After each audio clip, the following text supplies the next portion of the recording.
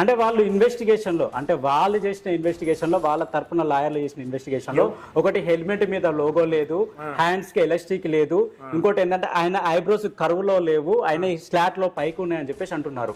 అంటే వీళ్ళంతా mentally handicapped persons వీళ్ళంతా ఎవరైతే ఇట్లాంటి మాటలు మాట్లాడుతున్నారు. ఎందుకంటే హెల్మెట్ లోగో లేవు, గీగో అన్నీ ఉన్నాయి. వాళ్ళు తప్పు ఇమేజెస్ చూపించి వాళ్ళే ఆర్టిఫిషియల్ ఇంటెలిజెన్స్ ఇమేజెస్ చూపించి క్రియేట్ చేస్తున్నారు. అసలు పర్సన్ అయినా కాదంటున్నారు కదా. మరి కాకపోతే వదిలేయండి, చచ్చిపోయింది కూడా ఆడు కాదు. ఇక మరి ఆడు కాదన్నప్పుడు ఇప్పుడు ఆయన కాదు అన్నప్పుడు మరి ఎందుకు దీన్ని రాజకీయంగా గొడవ చేస్తున్నారు? చచ్చిపోయింది కూడా ప్రవీణ్ పగడాల కాదు, ఆడు ఎవడో డూపే చచ్చిపోయాడు.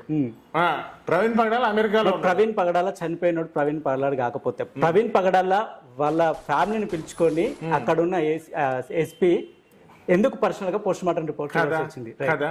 ఇప్పుడు వాళ్ళ ఫ్యామిలీ ఏమైనా డౌట్స్ రేస్ చేసిందా?